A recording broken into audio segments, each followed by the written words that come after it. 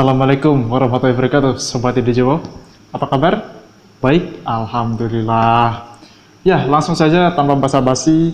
Di sini saya sudah membawa satu jurnal buatan saya sendiri ya, yang berjudul Konsep Nafs Mutmainnah dalam Tinjauan Psikologi Sufistik. Jadi nanti saya akan menjelaskan sedikit saja, tidak panjang lebar dan intinya. Jadi kalian bisa lebih kepoin hasil dari jurnal saya. Nanti saya cantumkan di link deskripsi, nanti kalian bisa baca sendiri dengan puas. Dan kalau ada pertanyaan, silahkan tanyakan kepada saya langsung. Dan di situ sudah ada email saya.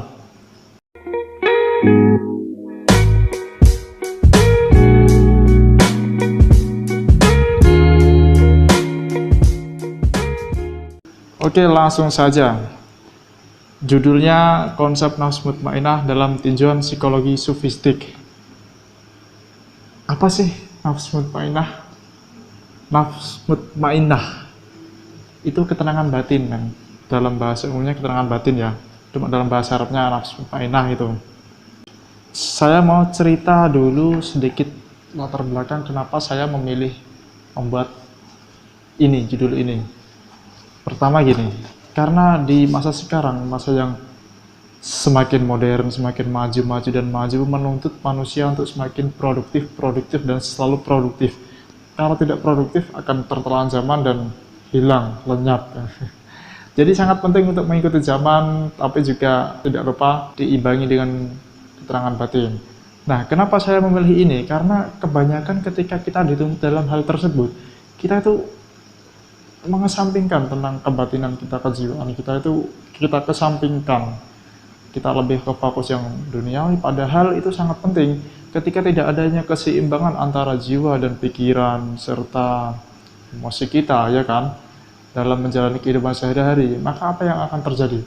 Banyak yo di dunia-dunia yang lain itu, negara-negara yang lain itu ada bunuh diri, gantung diri, atau stres, mungkin depresi. Itu karena nggak seimbang antara kehidupan sehari-hari yang terus dituntut untuk maju dan produktif dan tidak ada ketenangan dalam batin, tapi pikirannya itu mobile, meledak gitu. Itu karena saya penasaran alasannya itu. Oke, langsung masuk saja ke pendahuluan dulu. Jadi dalam diri manusia itu terdapat hubungan yang saling terkait antara satu dengan yang lain, yaitu ada tubuh, roh, dan jiwa. Ini harus saling terkait dan adanya keseimbangan yang balance. Kalau salah satu tidak ada yang seimbang, maka manusia itu sendiri yang akan mengalami ketidakseimbangan dan ketidakenakan dalam hidup. Mulai tenang. Oke, nggak usah banyak-banyak, langsung masuk ke hasil pembahasan.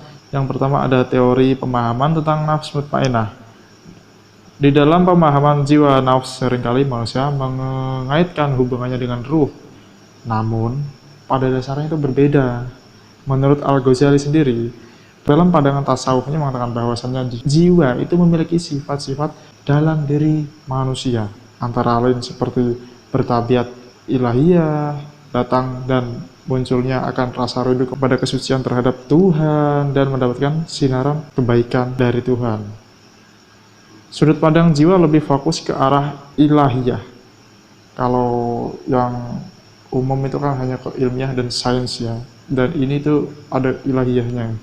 Yang berdapat jiwa tidak dapat merasakan kenikmatan duniawi, arah dan tujuan jiwa untuk mencapai ketenangan dan lebih mengarah ke hubungan nafs dengan Tuhan. Kita skip. Itu sedikit penjelasan dari Imam Al-Ghazali ya.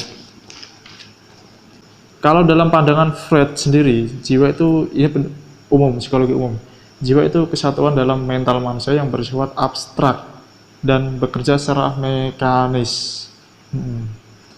Ini bisa digambarkan layaknya seperti ilmu fisika yang terikat dengan para ilmuwannya. Begitu pula dalam jiwa, bahwasanya jiwa sendiri terikat pada tubuh atau manusia. Selanjutnya yang kedua adalah pengertian ketenangan jiwa atau nafs. Intinya tenang. Enggak. Tidak ada jiwa yang tentram dan tidak ada jiwa yang sehat tanpa kita itu mengelolanya sendiri, tanpa kita memanage keadaan jiwa kita.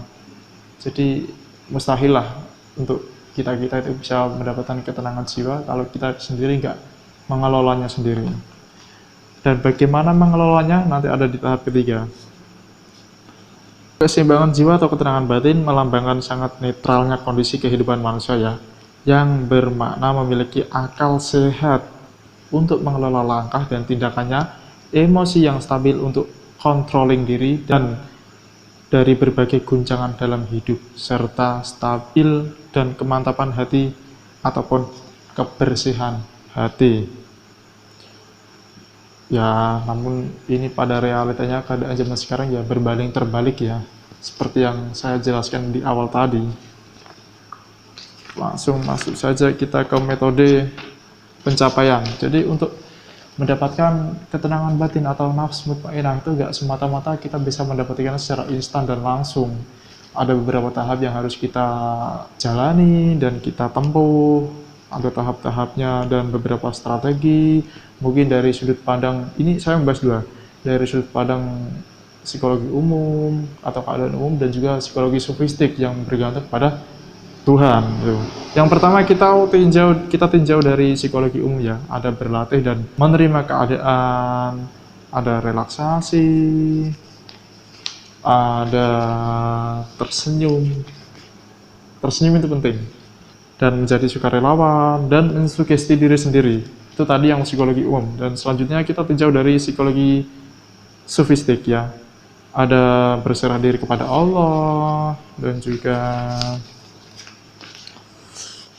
berzikir ya, berhubungan dengan Allah dan melakukan sholat wajib maupun sunnah. Terus ada sabar itu berat.